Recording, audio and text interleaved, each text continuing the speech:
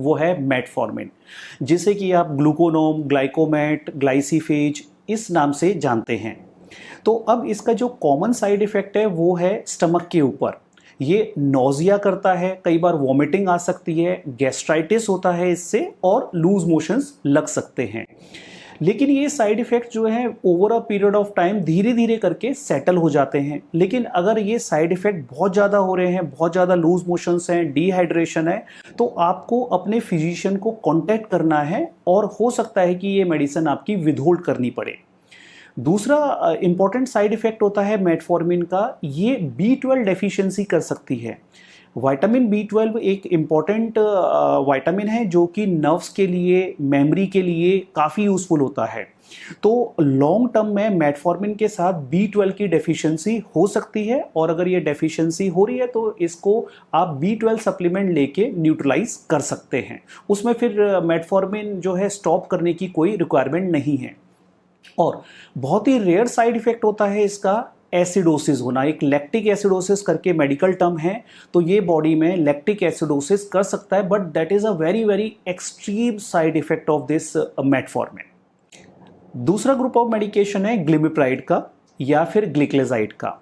इन medicine का mechanism of action है pancreas को स्क्वीज करके इंसुलिन को रिलीज कराना।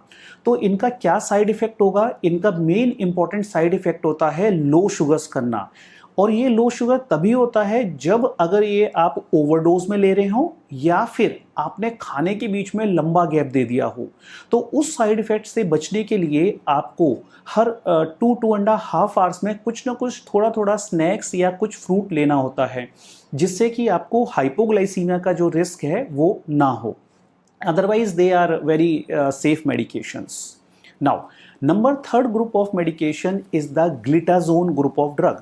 Glitazone यानी कि पायोग्लिटाजोन। तो पायोग्लिटाजोन का जो मेन साइड इफेक्ट है वो है स्वेलिंग करना, इडीमा करना, बॉडी वेट को इंक्रीज करना।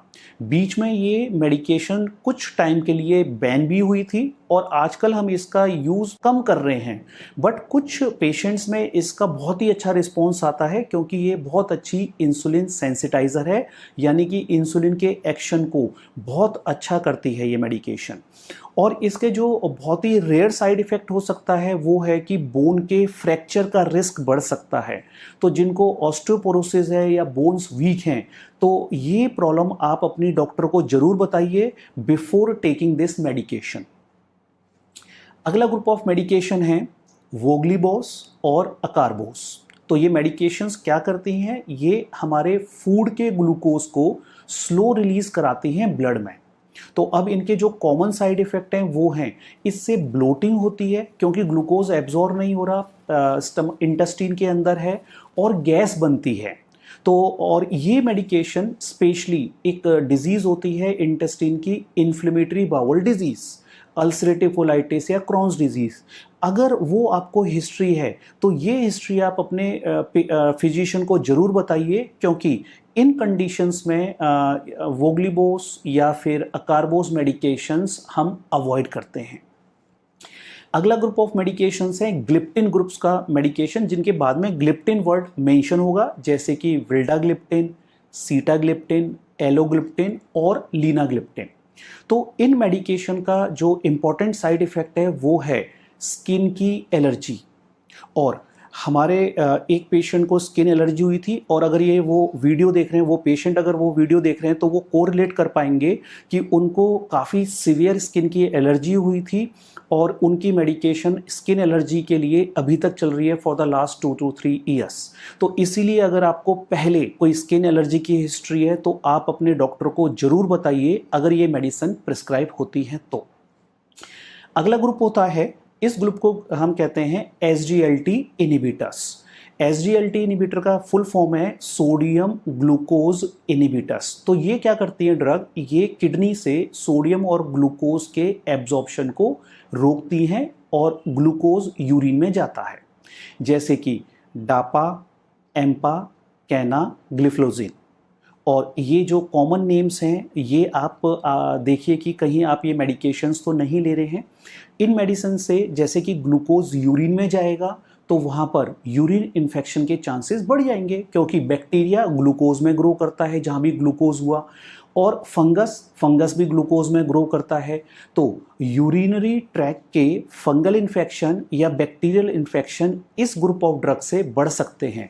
तो अगर आपको एक भी इंडिकेशन लगता है, जैसे कि burning sensation while passing urine, या फीमेल्स में कोई वाइट डिस्चार्ज या एबनॉर्मल फाउल स्मेलिंग डिस्चार्ज होता है, तो तुरंत आप अपने फिजिशियन को कांटेक्ट करिए ताकि ये मेडिसिन्स को विदहोल्ड किया जाए और आपके फर्दर इन्वेस्टिगेशन जैसे यूरिन कल्चर या लोकल चेकअप किया जाए कि कहीं आपको ये इन्फेक्शन तो नहीं हो गया है। और इन मेडिकेशन को लेने से, जैसे कि ग्लूकोज यूरिन से निकलता है तो उसके साथ पानी भी ज़्यादा निकलेगा, तो डिहाइड्रेशन के चांसेस हो सकते हैं। तो अगर आप ये मेडिकेशंस ले रहे हैं तो आप अपना पानी का इंटेक थोड़ा सा बढ़ा दीजिए।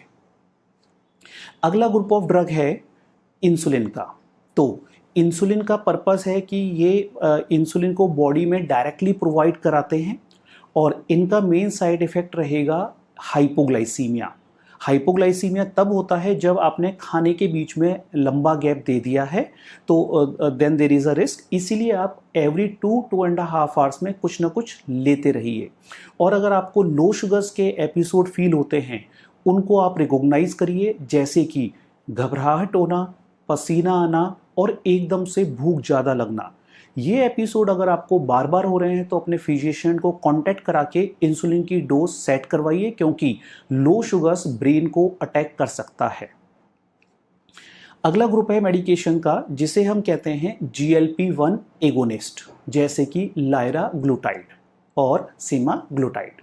तो ये मेडिकेशंस का साइड इफेक्ट होता है ब्लोटिंग सेंसेशन होना, नोजिया होना और भूख काफ़ी कम हो जाना। कुछ पेशेंट्स में पैंक्रेटाइटिस का रिस्क हो सकता है। तो इसीलिए अगर आप ये मेडिकेशंस ले रहे हैं और आपको पेट में दर्द होता है, तो then immediately contact your doctor कि it could be a pancreatitis. और अगर आपको पहले पैंक्रेटाइटिस की हिस्ट्री है या फिर गॉल ब्लैडर की हिस्ट्री है, तो ये आप ज़रूर अपने डॉक्टर से शेयर करिए कि ये मेडिसिन्स जो है वो आपको लेनी है या अवॉइड करनी है। तो ये थे कॉमन डायबिटीज़ मेडिसिन्स के साइड इफ़ेक्ट।